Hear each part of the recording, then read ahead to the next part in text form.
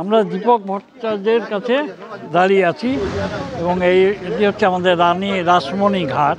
সে রানী রাসমণি ঘাটে আমরা ঠিক ব্যারাকপুরে, হ্যাঁ, কলকাতার না, তাই তো? এই ঘাট অনেক পুরনো এবং ওই রানী রাসমণির যে কে হচ্ছে যে তৈরি করেছিলেন মথুরা বিশ্বাস তো এটা করেনি, এটা রাসমণিও করেনি, জগদম্বা।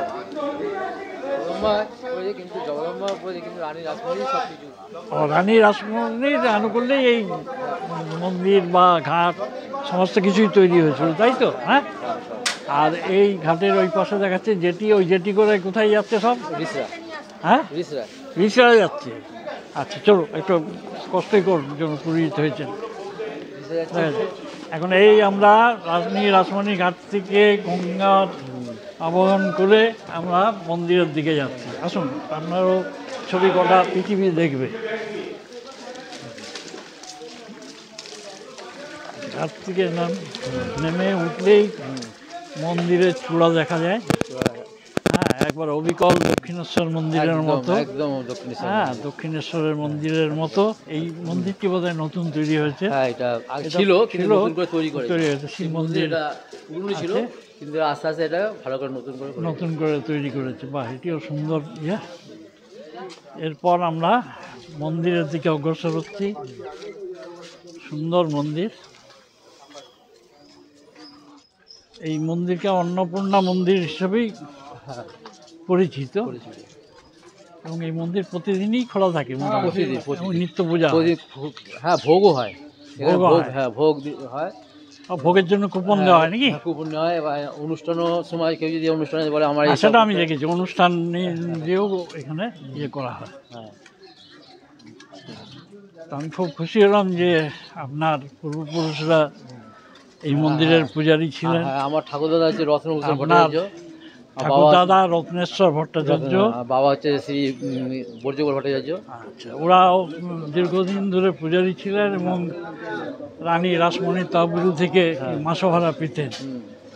হ্যাঁ, সেটা এখন যদিও আপনারা নিচ্ছেন না, কিন্তু এই মন্দির অপূর্ব কাজ এবং হুবহু একেবারে দক্ষিণেশ্বরের সঙ্গে তুলনা করা যায়।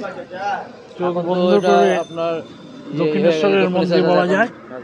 হ্যাঁ, দক্ষিণেশ্বরের সাথে দক্ষিণেশ্বরের সঙ্গে টাচ। এই হলগুলোতে কি আছে গো? আচ্ছা, এই রেস্টেটের যারা ম্যানেজার আছে তারা এখানে থাকে। আর পরপর এখানে আমরা দেখছি শিব মন্দির আছে, বিভিন্ন শিব মন্দির আছে, বিভিন্ন নামের আছে। 6টা শিব মন্দির আছে, তাই তো? হ্যাঁ, 6টা আছে। শিব মন্দিরগুলিও বেশ সুন্দর, অপরূপ কারুকার্যে তৈরি। এখানে 3 আর এদিকে 3, 6। আর মাঝখান দিয়ে যে রাস্তা আছে এখানে 8টা আছে। দক্ষিণেশ্বর একটু বেশি আছে, 8টা আছে। 8টা না 12টা? 8টা আছে। আচ্ছা, এখানে 6টা আছে। আর এই জায়গাটা আমি দেখছি দক্ষিণেশ্বরের মতো আদলে তৈরি, আদলটা একই রকম। এবং সবচেয়ে বড় জিনিস হচ্ছে এখানে রামকৃষ্ণদেব নিজেও 4 বার এসছেন, যা কথিত আছে। বিবেকানন্দও এখানে এসছেন, মহাপুরুষ এসেছিলেন। হ্যাঁ, আর মহাপুরুষ যেখানে আসে সেখানটা সেটা সব পবিত্র স্থান হয়ে যায়। মহাপুরুষদের আগমনে এই জায়গায় পবিত্র ভূমি হয়ে উঠেছে। বিশেষ করে রামকৃষ্ণদেব এখানে এসেছিলেন। এই মন্দির নাট মন্দির, এটাও বেশ বড় নাট মন্দির, অনেকটা ওই আদলেরই তৈরি, পুরো দক্ষিণেশ্বর। কিন্তু মুশকিল হচ্ছে আপনার মূর্তির তো ছবি তুলতে দেয় না ভিতরে। না, আমি বললে মুশকিল আছে, দেয় না। কাজেই আপনাদের দেখাতে পারছি না, কিন্তু মন্দিরের এবং আশেপাশের জায়গাটা আমি ভালো করে দেখিয়ে দিচ্ছি। আমার নাম অরবিন্দ মিত্র। আচ্ছা, আপনি কি এই চ্যানেল নাই গো, আমার ছাত্ররাই করে সব চ্যানেল। আচ্ছা, হ্যাঁ, আপনার এখানে আমি এই যে 4 বার এলাম, আগে এসছি, আসিনি যে তা না বাবা, ভিজা। কেমন লাগছে?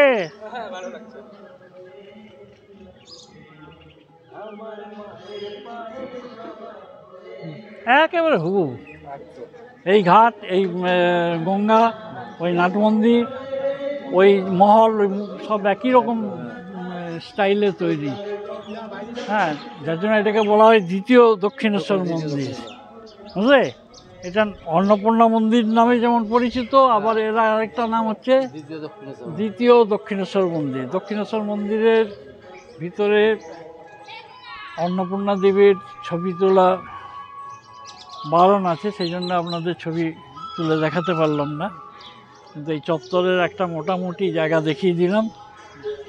এই দিক দিয়ে যাওয়া যাবে? জুতো পরে আছি না, আচ্ছা ওই দিক দিয়ে জুতো খুলে পড়া মুশকিল হয়ে যায়। হুম।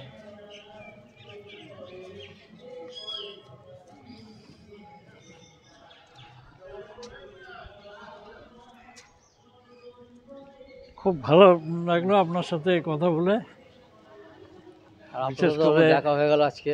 হ্যাঁ, ওই ইয়েটা ভালো লাগতো। আমি ফোর্থ টাইমে না,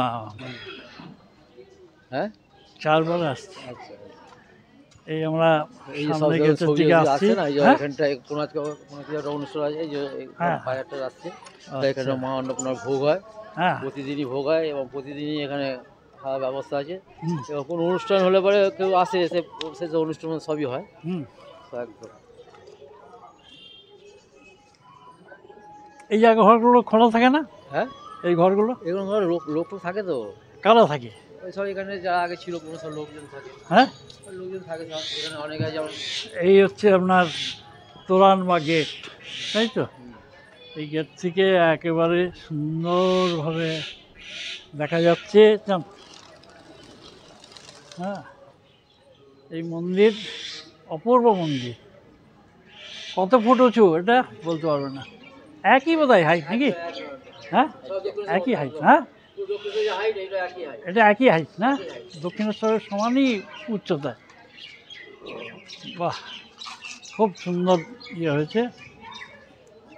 আপনারা আসুন, এই জায়গা এলে একটা মনোরম পরিবেশ আছে। এখানে ভোগ বা প্রসাদেরও ব্যবস্থা আছে, আগে থেকে যোগাযোগ করলে আপনারা এখানে প্রসাদ বা ভোগ পেতে পারেন। থাকার ব্যবস্থা নেই বোধহয় নাকি? থাকা নেই, যাক ঠিক আছে। ব্যারাকপুর থেকে এখানে আসা খুবই সহজ, টোটো আছে, অটো আছে, বাস আছে, সমস্ত কিছুই আছে। হ্যাঁ, এই জায়গাটি খুবই কাছাকাছি, ব্যারাকপুর থেকেও কাছে, আবার টিটাগড় থেকেও কাছে। কাজে এই জায়গা আপনারা আসুন, দেখুন, উপভোগ করুন। ঠিক আছে।